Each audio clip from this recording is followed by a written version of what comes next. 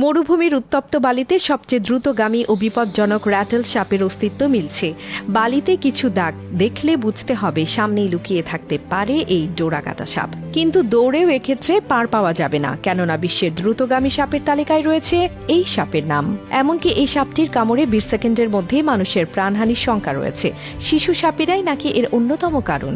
Rattle সাপ সাধারণত pit viper নামের উপপরিবারের অন্তর্গত। এটি মূলত মরু এবং পাথুরে অঞ্চলের সাপ।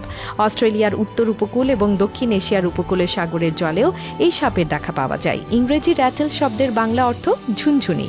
পৃথিবীতে র্যাটেল সাপের 25টিরও বেশি সংখ্যক প্রজাতি রয়েছে। জানলে অবাক হবেন, এই সাপের লেজের শেষাংশের ঝুনঝুনির মতো শব্দ উৎপন্নকারী অংশটিই নাকি এর র্যাটেল নামকরণের কারণ। কোনো রকম হুমকি বা বিপদের সম্মুখীন হলে তারা এই র্যাটেল ব্যবহার করে থাকে।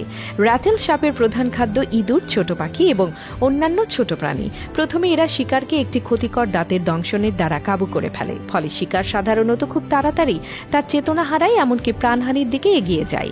এমনকি এই সাপের ক্ষতিকারক তরলটি যে কোনো প্রাণীকে 20 সেকেন্ডের মধ্যে বশে আনার ক্ষমতা রাখে।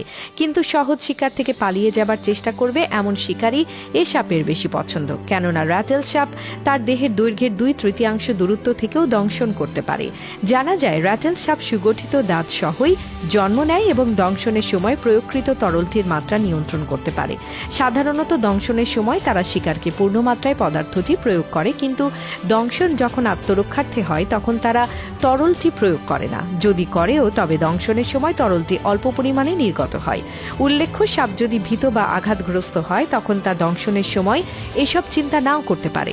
ছোট সাপ পূর্ণবয়স্ক সাপের তুলনায় আরও বেশি ভয়ঙ্কর, কারণ দংশনের সময় ওই দূষিত পদার্থের পরিমাণ এরা নিয়ন্ত্রণ করতে পারে না। ফলে দেখা যায় কম বয়স্ক সাপটি একবার কামড়ে তার সম্পূর্ণ ক্ষতিকারক তরলটি প্রয়োগ করে ফেলে।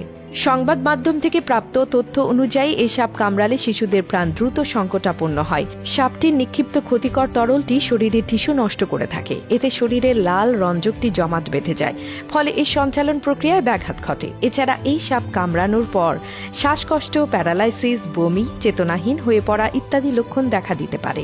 এরা সাধারণত মানুষ দেখলে ভয়ে পালিয়ে যায়, তবে একবার কামড়ালে আর রক্ষে নেই। সাপটি বিশ্বের দ্রুতগামী সাপের তালিকায়ও নিজের জায়গা করে নিয়েছে। এরা ঘন্টায় 20 কিলোমিটার গতিবেগ নিয়ে চলে। প্রতি কামড়ে এই সাপটি 100 থেকে 120 গ্রাম বিষ ঢালতে পারে, যা 10 থেকে 25 জন প্রাপ্তবয়স্ক মানুষের প্রাণ কেড়ে নেওয়ার জন্য যথেষ্ট। তবে এরা সাধারণত মানুষ দেখলে ভয়ে পালিয়ে যায়।